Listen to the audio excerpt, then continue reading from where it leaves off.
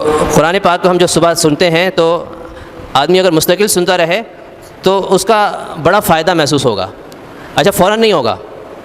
اس کی وجہ یہ ہے کہ جیسے ایک قطرہ بھی اگر کسی پتھر پہ گرتا رہے مستقل تو آپ دیکھیں گے کہ ایک زمانہ گزرے گا کہ اس پتھر پہ بھی سوراخ ہو جائے گا.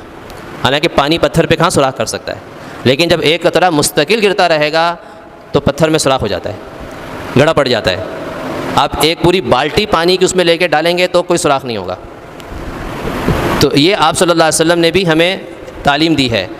آپ نے فرمایا کہ بہترین کام وہ ہے الجہد المقل، یعنی ایسی کوشش جو تھوڑی ہو لیکن مستقل ہو.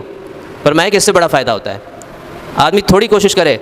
اب بعض لوگوں کی عادت ہوتی ہے کہ وہ ہر مہینے اپنے مال میں سے کچھ صدقہ نکالتے ہیں.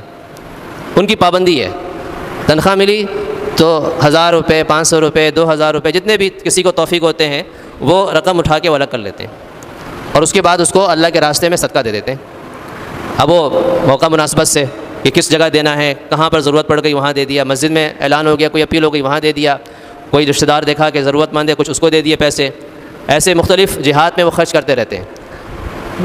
اگر وہ سال بھر کا حساب لگائے نا، اور ایک وہ آدمی ہے جو ویسے کبھی خرچ نہیں کرتا، ہاں کبھی سوچتا ہے یار ابھی ایک پریشانی آئی بھی صدقہ دے دو، تو پریشانی کی وجہ سے کیا کرتا ہے 1000 روپے دے دیتا ہے، 5000 دے دیتا ہے، اور اس کے بعد پھر 11 مہینے تک اس کے ذہن میں نہیں آتا کہ صدقہ بھی دینا ہے.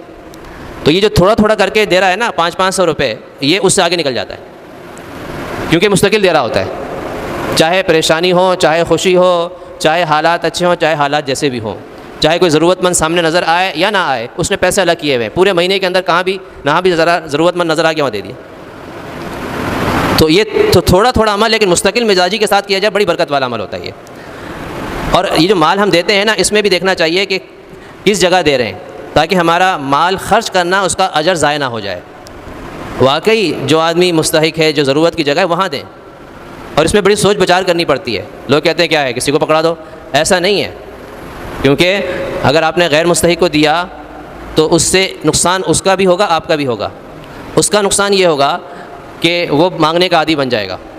اس کو ضرورت نہیں تھی، ویسے ہی مانگ رہا ہے، آپ نے اس کو پکڑا دیا، اس کا حوصلہ بڑھے گا، دیکھو میں مانگتا ہوں مجھے لوگ دیتے ہیں. بے شک 10 روپے ہی کیوں نہ ہو، آپ نے اس کے بگاڑنے میں اپنا حصہ ڈال دیا.